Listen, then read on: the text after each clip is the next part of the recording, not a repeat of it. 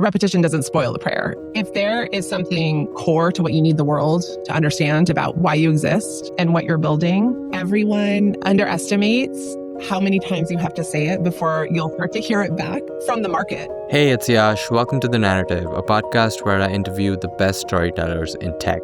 Today's guest is Rachael Horwitz. She's the Chief Marketing Officer at Haun Ventures. Rachael has spent her career leading communications at some of the most influential companies in tech: Google, Twitter, Facebook, Spark Capital, Coinbase, you name it. You're like, I don't want to tweet that. I tweeted that yesterday. And it's like, no, it's not. Like, tweet it and again, till you feel like kind of an idiot. In our conversation, we got into what it's like to build a narrative from the ground up, why repeating the prayer might be the most single underrated skill in comms, and why founders should balance chasing attention online with building long-term trust. This was a really fun conversation. Rachael has seen it all, and there's a ton of wisdom here to share. Okay, here's Rachael. All right, Rachael, thanks so much for taking the time. Hi, it's so fun to be here. Awesome. Okay, so obviously there's a lot of ground to cover. I thought we could get into your backstory first. You've worked at some really prominent companies, some prominent firms. So maybe we can use your backstory as a through line for some of the themes we want to touch. Sure, that sounds good.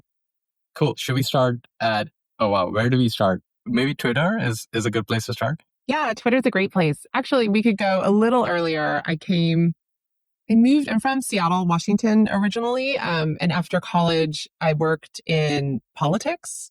And I always try to think about what motivated me.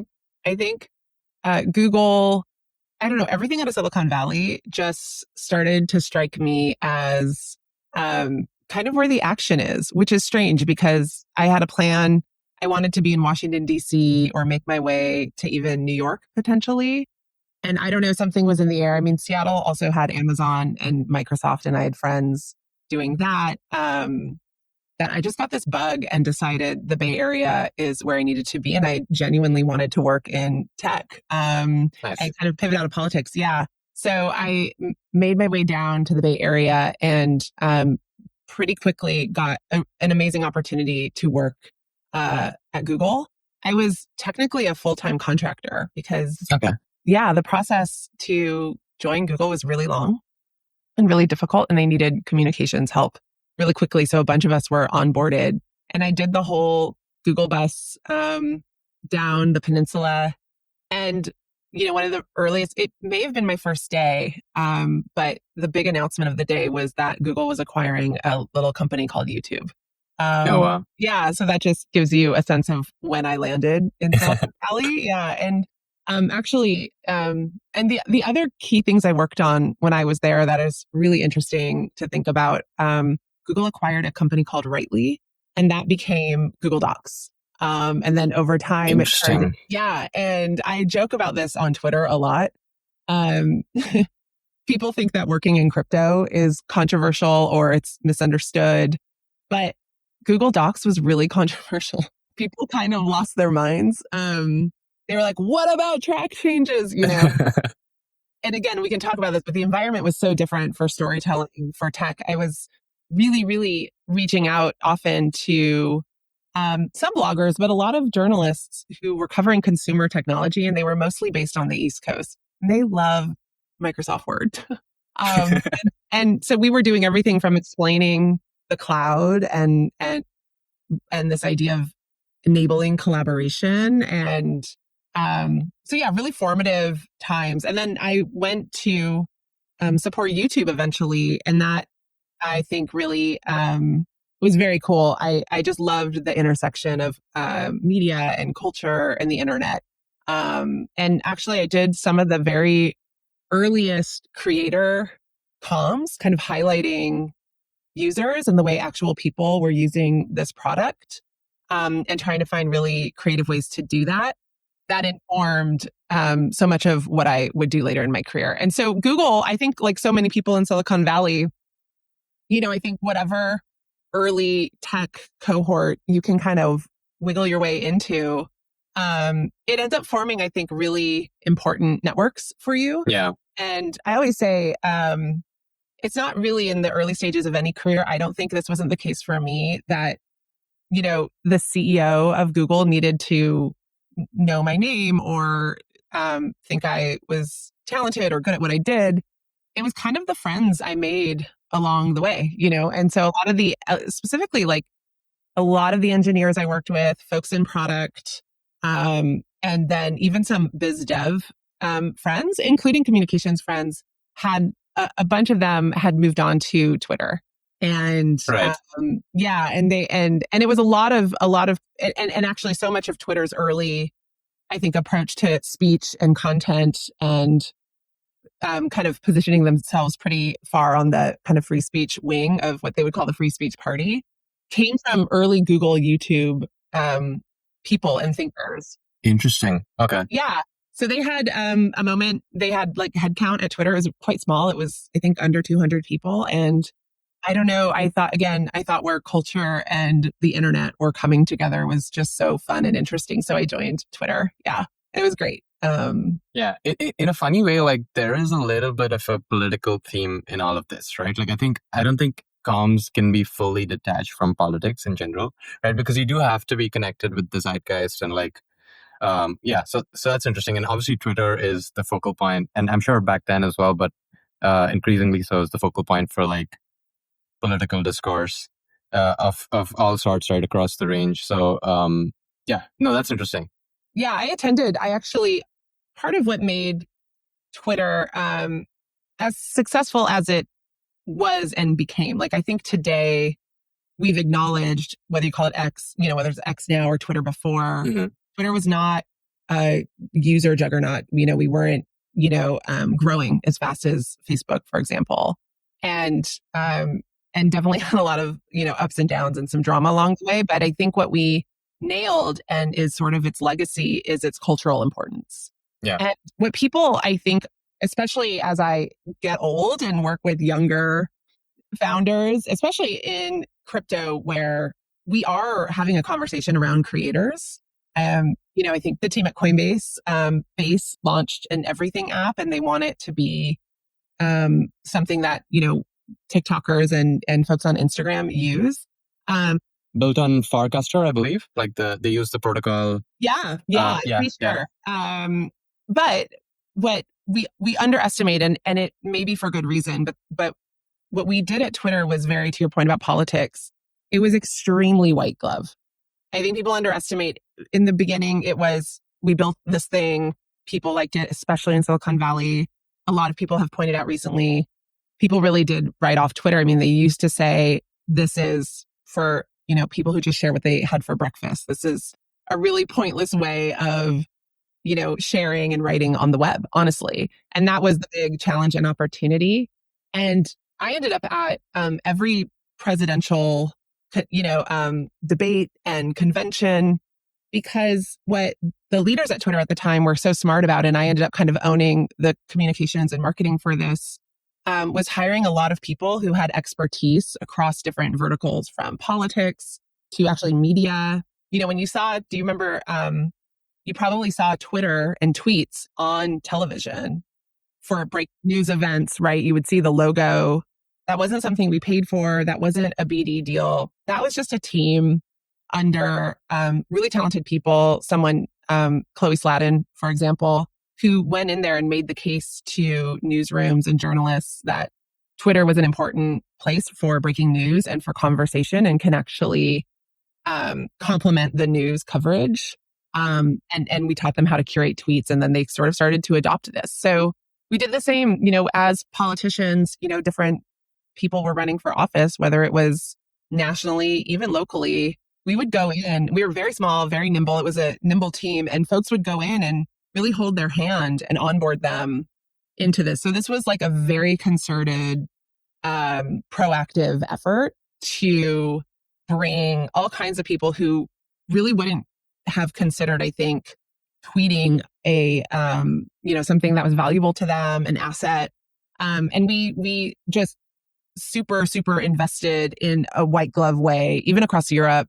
And we had, the teams, we hired local folks on the ground who understood norms, Like in Germany, they were like, why would anyone share anything online? Like that, the norm was, so opposite of what we were doing. So anyways, that's a part of my time at Twitter. When you talk about politics that, I think goes slightly misunderstood by a new generation of builders sometimes of it's just not tweeting and hoping folks try out your product and see the value in it. You have to kind of, actually go pitch them on Go why. in there, yeah. Yeah. For sure. Was it obvious? Like, because I think like we take it for granted today that like social media has a direct impact on politics. I don't think that idea was that obvious back then. So it was quite a bold move on Twitter's part to actually allocate resources for this and like really go in and like be proactive about this, right? Yeah, I think if you think about the business model that was coming together, I think and as a vector for growth, I think it became clear to a lot of folks at the company at the time that the power of Twitter was actually going to end up being in the all types of public-ish figures that people wanted to hear directly from and connect directly with. And we actually realized pretty early on, despite a business incentive to onboard a bunch of brands, right? Like Nike and whatever. But we know this today. I think this remains the case. No one wants to interact with a brand, even as witty and interesting as they are. It was so much, in the early days, it was just more special, kind of magical and unique on the web to be able to reply directly to someone like Ashton Kutcher or Oprah or whatever. And we just started to extend that. So, and again, YouTube had just come out and was just getting going. So there wasn't this, we were talking a lot in the media and in the culture at the time of maybe there will be internet native personalities, like the next star might come from the internet. I mean, today, isn't it funny? We take that for granted. Totally. Everyone's from the internet. The internet is the world. It's not even, look at Mr. Beast. It's truly like everyone. I mean, everyone gets their start this way. Like shortly after Justin Bieber was getting discovered on YouTube, actually. So the seeds of that idea but it was not a thing. And, in the same way that we talk today, theoretically, maybe in the future, kids will do, we were talking about that in terms of, influence, celebrity. Maybe people will use this new super democratizing tool to launch themselves and a platform. And so, so we kind of ran with that. And it turned out that that thesis was right. The other piece that I was super involved with from a kind of storytelling perspective was that we did realize that breaking news was important for Twitter, which is part of the culture. So I think you may not remember, you might be too young, but there was a emergency Hudson landing of an airplane, a passenger jet. I actually do remember it. I don't know why though. I mean, I think it was it landed in the river. Yeah. And the pilot became like really famous. Yeah, and there was like the first photo from the ground was posted to Twitter. And oh, cool. And that showed the world, I think, especially a lot of media, that this is going to be, again, an important tool for monitoring the news. But then we also realized that live events and Twitter go together quite well. And it actually would kind of shoot, I don't know if we gain new users, but usage on the site, like the activity would just like go through the roof. So things like obviously a Super Bowl, a presidential debate, at the time, what was hilariously the Video Music Awards, when they aired was like bananas for Twitter. And I'll never forget, I was there. We would treat it like a war room. Like we would, my team and I and some of these other teams would monitor the dashboards with engineers and product and see, by the way, remember we had the fail whale. So we were also looking at, keeping the site up, the team. So we sort of got in there in terms of monitoring usage. And like one of the biggest moments ever was when Beyonce revealed her baby bump and she was pregnant live on TV, and it was like crazy. So. Okay, cool. So just thread this back to your backstory. So this was Twitter, and you left Twitter around 2013, I want to say 2012, 2013. Yeah, I think it was 24. I was there for 4 years. And so it was through the IPO. Mm-hmm. Oh, so cool. I know. Yeah. So it was, I think went from something like under 200 employees to 7,000 employees, global footprint, and pretty successful IPO, actually. And then I did depart for Facebook after that. Yeah. Okay, cool. And what was that like? I mean, that was also a very interesting time for Facebook. I think also just to continue this theme of like social media being increasingly influential in politics. Yeah, curious, like one is just like I'm sure there are like a lot of differences between Facebook and Twitter. They're like fundamentally different when it comes to the conversations, when it comes to just the communities that exist there. So I'm curious, like coming from Twitter, what was that transition like? Well, I was really excited. Twitter, I think, was sort of I feel like at Google, I learned how to do communications in tech. Um, just a new, like at Google, we just never touched press releases. We launched a blog. Like there was, I guess, I think a generation before me, there was a way of doing PR. Yeah. And things became even more different, as you know, today than they ever were. But Google kind of marked a real difference in the way we in Silicon Valley were going to start telling our story. They pioneered that team, the leaders on that comms team, and the founders and folks like Eric Schmidt. I think I learned a very specific style of communications and PR that I think has influenced the Valley ever since. Um, and so that was kind of learning mode. Twitter was sort of like, we assume you know what you're doing, Yeah. dropping me in the deep end. And I think I was so excited to be given that opportunity. Like the amount of amazing seat at the table, go for it. No one else is going to do it. You should do it. No one cares if you've only been working for like 5 years, um, and so the start of my journey at Twitter, I felt quite green, even though I had a good set of skills coming from Google. And by the end, I felt like a leader, honestly. And, I think that I learned from amazing people, but I also learned by pretending I knew what I was doing and figuring it out along the way. And I think that's, kind of the best way. It was the fastest way, certainly.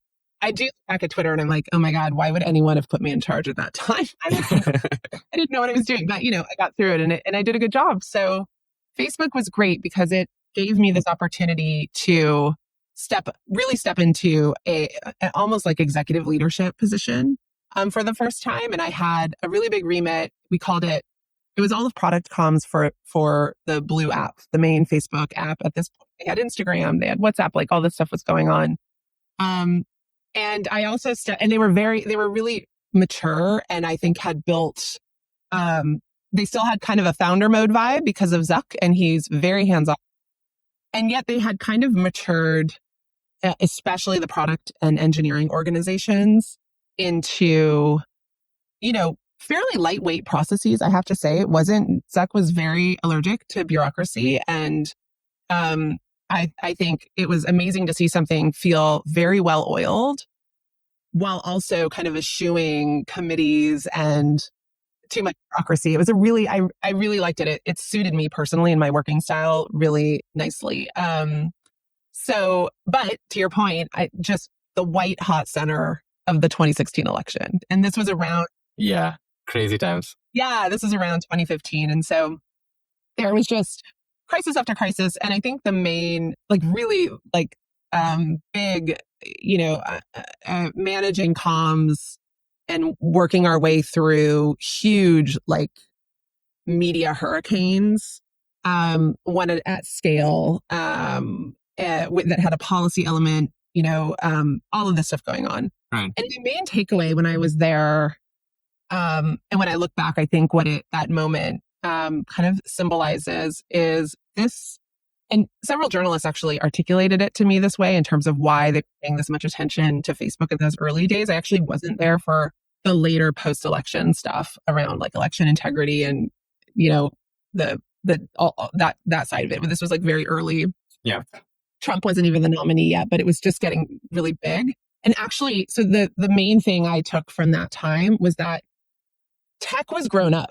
We were no longer the rebels on the outside. Yeah. the world viewed us as very powerful, actually. And that, I think, manifested in a very specific way at the time that I was at Facebook, which is neither side trusted Facebook. I think power can come from, conservatives thought the system was rigged, and liberals thought the system was rigged, right? And I think when you've lost everyone, that's a sign that people are very uncomfortable with your power. There's something ominous about what you represent in the world. And I think that was the moment when tech really turned from scrappy, up and coming rebels at the gate, which is fun to follow, especially in the media, to really deeply suspicious of tech's very fast growing, all encompassing power, potentially over even like elections and democracies. And so, I wasn't there very long, but I did not ever underestimate again how important that power is, and also how important trust is. And what do you do to build trust while staying true to what you want to build in the world, and not, ultimately trying to track where the crowd is headed, and try to chart a course that that demonstrates over time and compounds what you stand for, good times or bad times, whether it's the most popular thing or not. I think we all know these things change now very quickly. And so like a lot of really great lessons there, and a lot of my instincts today as a leader, I think were actually really honed at Facebook during that time, for sure.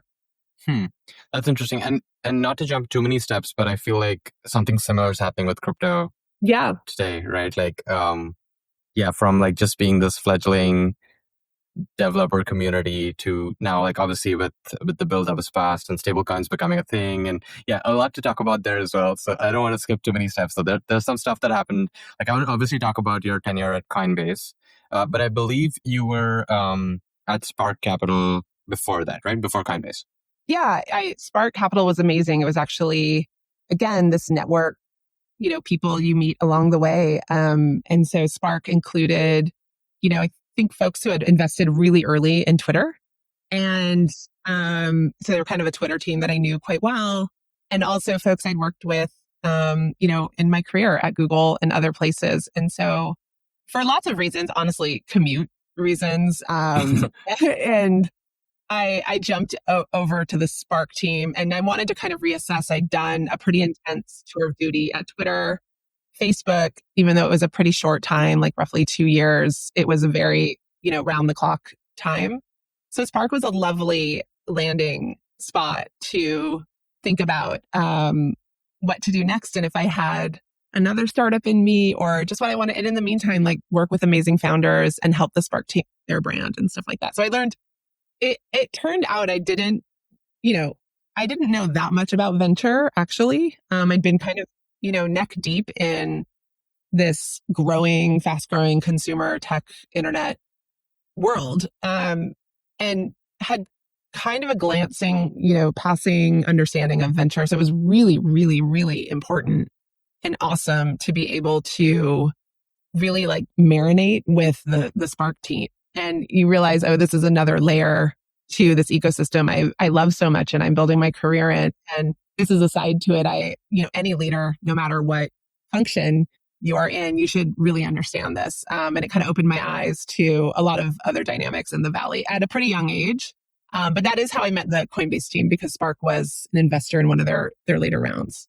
Gotcha. And at Spark, just to clarify, so were you running comms for the firm, obviously for the firm, but then were you also working with like startups and like the portfolio companies? Yeah, one of the opportunities at Spark that they wanted to address was just the changing, and we can talk about this now at Haun Ventures. Again, it was this inflection point, I think, where Andreessen Horwitz had actually changed the game in venture, major way in terms of brand building. I think venture up until that point had been, more behind the scenes, let the track record speak for itself, how you support founders, the founders themselves will be good references and kind of fade into the background. And I think Andreessen Horwitz came along and said, or you can proactively tell your story and assert, all these things into the marketplace. I think for a while, Andreessen Horowitz only wanted to hire former founders, right? They felt that was really important. They brought, I think, Margaret on basically as a founding member of the team from day one, who's their head of comms and marketing, and proceeded to build a brand like you would for any organization. And so I think the team at Spark had recognized the shift, and Right. they were coming off of a really incredible run. They were early in Oculus, they had Twitter, right? There was just a lot of wins and this incredible legacy. And they were, building a team because they were based in Boston, actually. Okay. Interesting. Yeah, and they were kind of expanding and had a team and an office now in the Bay Area, kind of for their next chapter. And they had me kind of think through that transition with them and like, how do you talk about yourself in the market? A team that was not totally accustomed to that. Although Bijan was one of these early kind of like bloggers similar to Fred Wilson. So they had great instincts already. They had some muscle memory there. And I was just helping them think through positioning. And honestly, I think the Spark team, it was really fun to dig in on that with them. And they've just done phenomenally well as they've kind of entered, over the past since I left, which is many, many years now. I think they've done a great job and settled into a great, I think, mode for what they do and have had a lot of success. So it's really great. But yeah, part of it's similar at Haun. I really, really like the side of venture where you get to work with founders. Yeah. At almost every stage, especially early stage, is just amazing. It's a delight. It's a privilege. And at Spark, I got a taste of that. And I was like, this is such a great setup, different than maybe having your own, a PR agency, because I get to engage more as advisor and partner and less as almost like a service provider or a vendor. And I find that advisor role, especially now, to be really fulfilling and really fun. Nice. Okay, question. Yeah. What are some things that have, so obviously you've seen the evolution of storytelling over all these years, right? I know we skipped the Coinbase part, but we can kind of use this question to also like unpack that. But I just wanted to ask you, like, what have you seen that's changed? Like, what storytelling strategies have changed over the years, and what has stayed the same? Like, what are some like things that are like more timeless, like timeless principles, and what are some things that are kind of in flux? So timeless principles, I think, and it won't change. In fact, I think this is more important than ever, is something that the team at Haun knows and founders who work with me know. I call it repeating the prayer, or it doesn't, repetition doesn't spoil the prayer, is what I it's not my saying. Love it. Yeah. Eric Schmidt talked about this in an early book he wrote about Google and culture and building a culture as successful at Google. And the insight, and they taught us this at Google, and I've taken it with me wherever I've gone, is you really have to repeat, whether it's internal comms, externally. If there is something core to what you need the world to understand about why you exist and what you're building, you need to figure out what that is pretty fast. And it can change over time, but you need something. And then I think universally, everyone underestimates how many times you have to say it before you'll start to hear it back from the market, right? Like, so there's so many examples of this, but and even internally, if you say, we hate bureaucracy, like as the CEO, you have to say that a lot. The version of this that kind of a metaphor for this is anytime I've media trained or prepped someone to do television, which is less and less these days, although television's becoming pretty important to crypto again. Sometimes I'll use a video camera, and especially with founders, I'll pretend to interview them and then I'll play it back for them. It's so uncomfortable. I would hate this if I were them. I so bad for everyone I do this to, but worth it. And just briefly, I'll say like, you felt energetic when you were like, I know, like on a scale of 1 to 10 before I show them the video, how enthusiastic do you feel like you were about that? Like how, energetic and positive. And they'll be like, I feel like I was a 9. Like, I feel like I was really, and I was like, well, let's watch and see. And they're like, oh my God, I look dead. Like I don't look like I'm excited about this at all. I'm like, going from the camera. And what happens is it's a trick with media and founders and the video. And what you think is like looking like an idiot in terms of smiling and engaging and leaning forward is like the table stakes for how it translates on video. Totally. And so that's the same with messaging, right? Like you're like, I don't want to tweet that. I tweeted that yesterday. And it's like, no one saw it. Like tweeted it.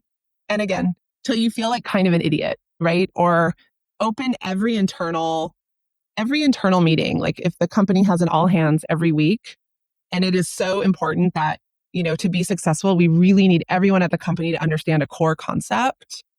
You cannot deliver that once a year. You can't deliver that once a year. I'd argue you might want to say that weekly and open every week with that. And maybe it's in your slides, maybe something you say.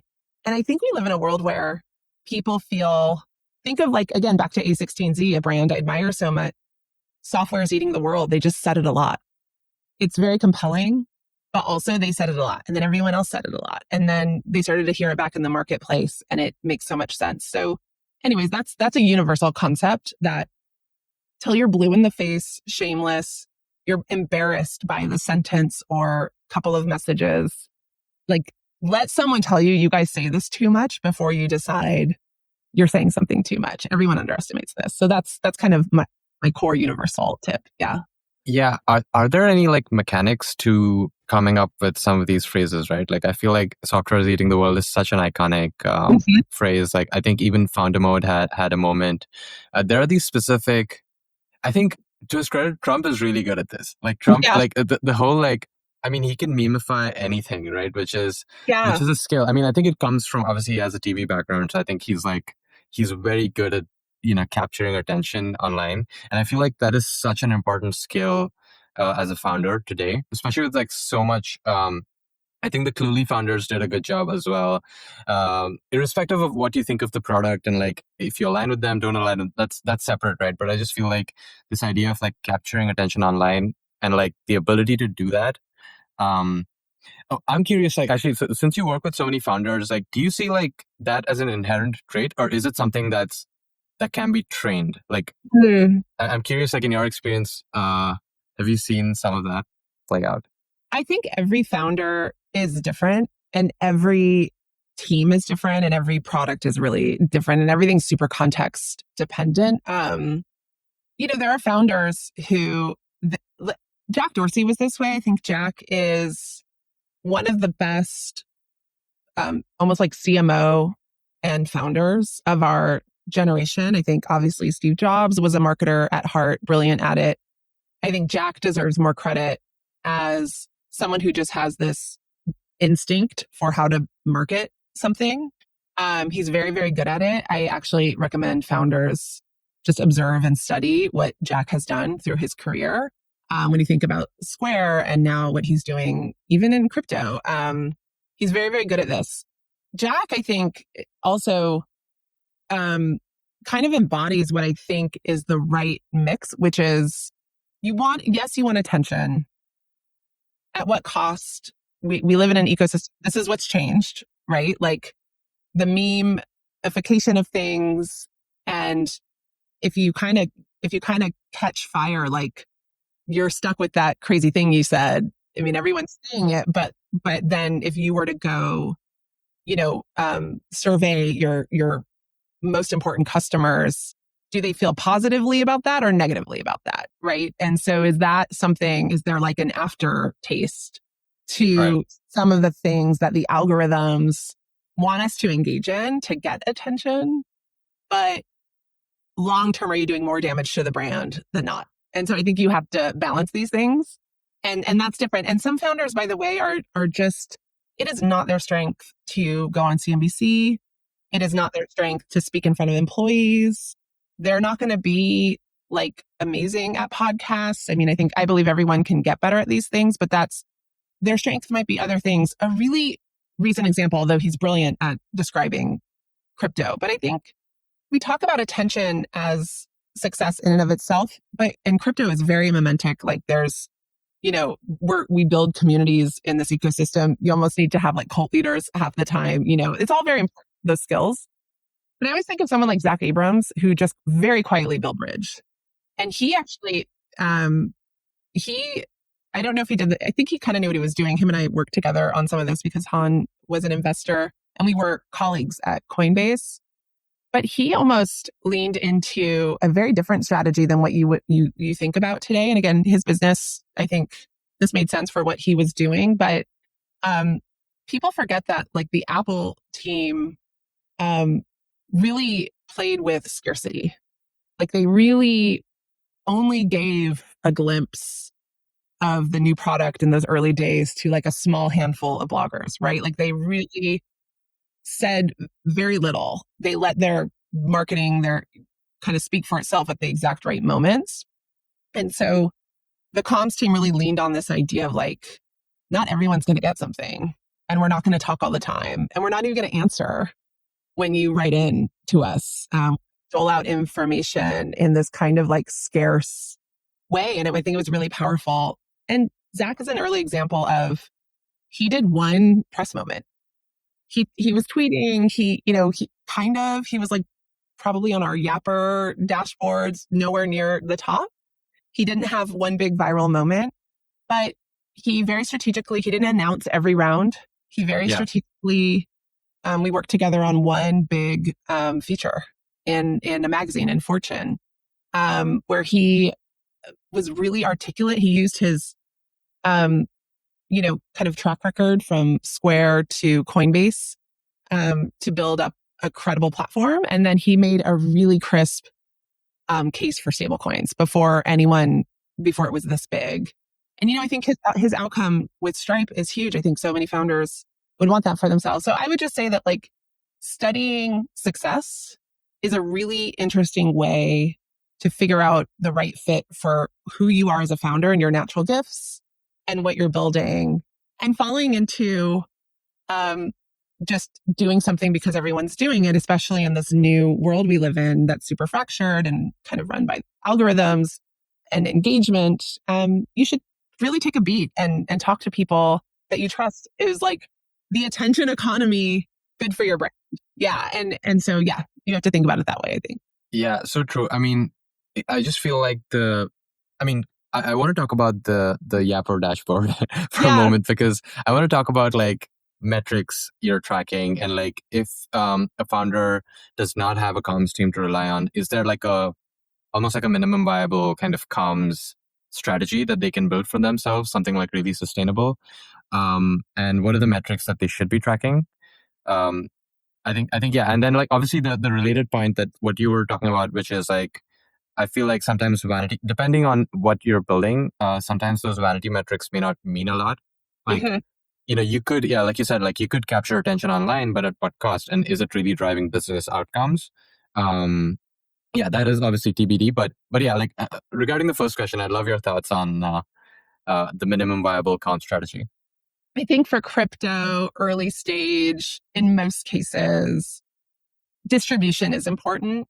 And the earlier you focus on building your own audience and getting those numbers up, specifically followers, for either the founder or the brand, actually both is ideal. Helps later because, as I'm sure you're hearing from everyone, Yash, growth, marketing, acquiring users, getting attention in the media, like all of these channels are all a little bit broken in the same way. And to your point about what we did in the early days of my career, we didn't have growth marketing right away. We actually really did rely heavily on the mainstream media, because at the time they had distribution, they had reach, they could get to the moms in middle America. We wanted to try Google Calendar.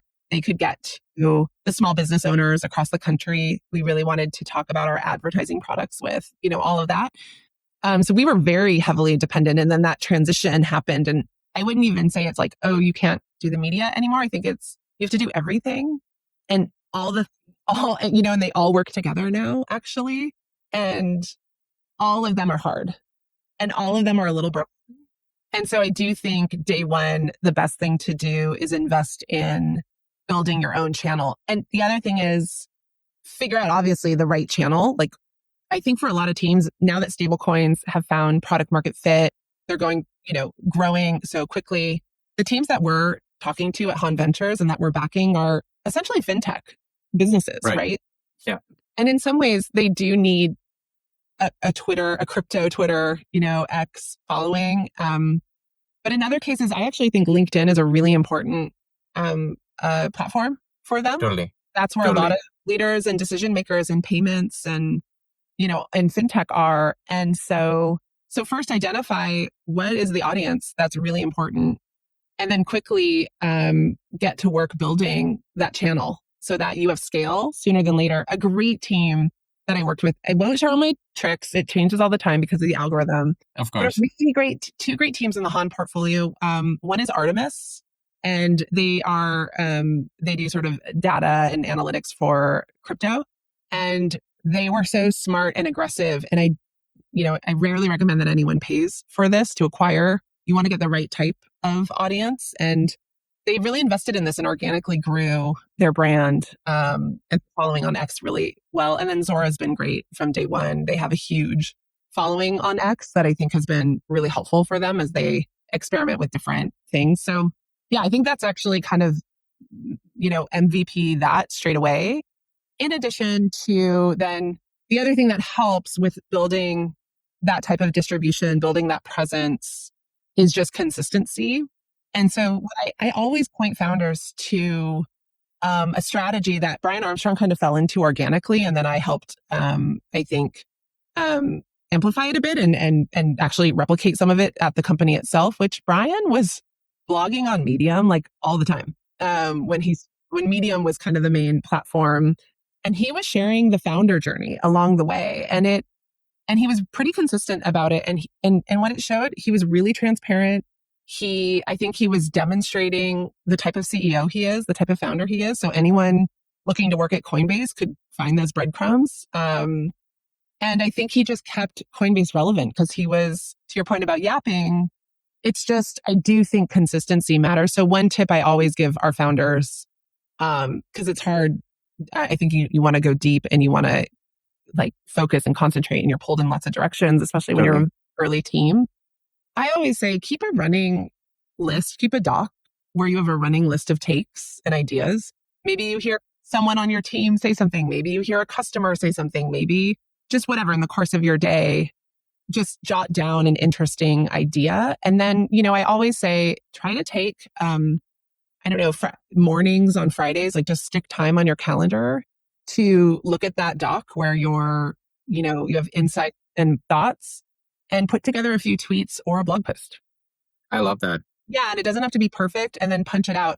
And I think and don't let, perfect be the enemy here of getting something done. Just like, I always say, like, do stuff. Like at Haun Ventures, the guys know, I'm like, just do stuff. It doesn't have to be polished or that good, but do stuff consistently. And so I think that gives founders I don't have to be totally really interesting round the clock if I do this like every Friday. I'm well on my way. Yeah. I feel like it's that meme, right? Where like at the start of your career, you're just like, just do stuff.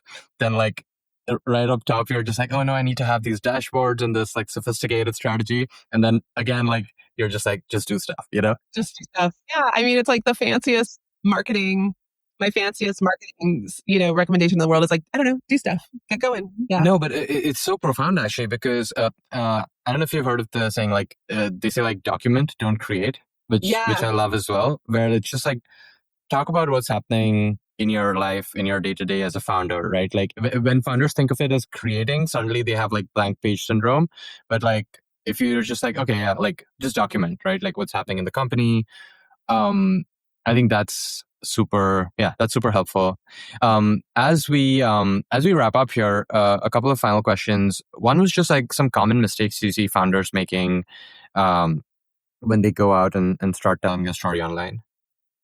Common mistakes. I mean, one thing that my PR friends won't love me saying, but one of the reasons folks, work with Haun Ventures is because, especially at the seed stage or the early stage, you really don't need outside comms support. There's rare occasions where I feel, you know what, like a really aggressive comms and content and marketing strategy will make a difference. There's occasionally where myself and the team will all agree, like, actually, like, let's get them set up with someone. But in general, it's just not the case. And what happens is outside PR teams, agencies, marketing, they can really bog you down. They're hard to manage. They need time. They don't know the business the way you do. I actually think founders they are the brand. And so they need to look at everything that goes out from the company. They need to approve. It's annoying, but so they may as well be it. Like they should own the Twitter, Yeah, it should be totally. their stuff. And so I think I work with founders a lot to say, okay, actually we've hit a point where you need a team or you need to hire someone, but it's one of those, how doing the job before you hire it.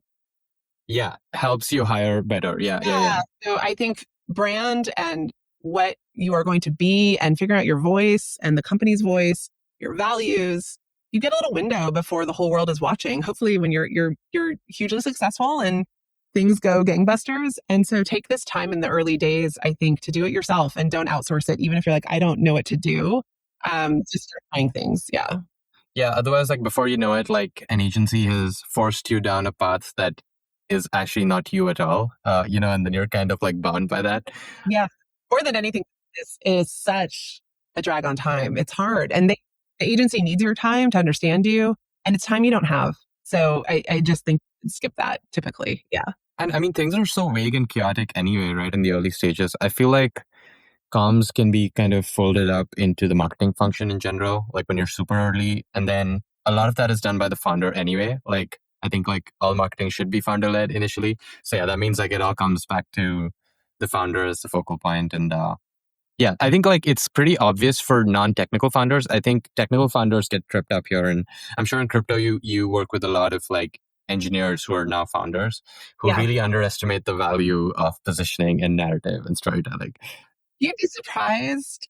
In crypto, at least, we are so heavily oriented around narrative in crypto because that's true. It's like we're maturing actually. And so I think, like I said, like we're pushing into fintech, we're pushing into consumer.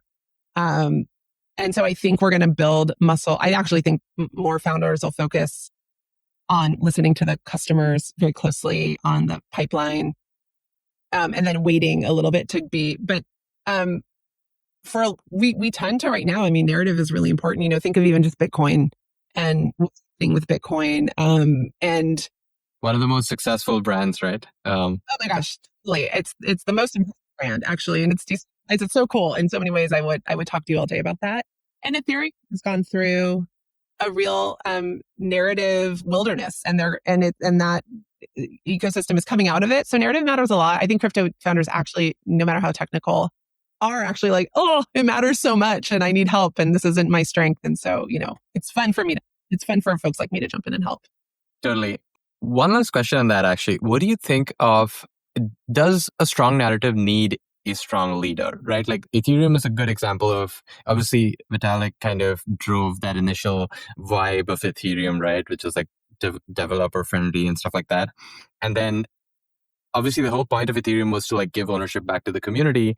But now Ethereum has some soul searching to do in terms of like, okay, like we actually need a leader to, at least like help shape that. I'm curious, like if you have a take on like, does a strong story need a central like protagonist of sorts?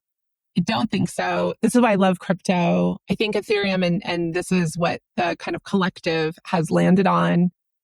There are a strong leader. The problem is if you have a strong leader and they're like, this is our message, but it's disconnected from the truth. Like what actually does the product enable today? If you kind of go in a way where you're like, well, I think if we say this, people will like it or it'll get us attention or whatever.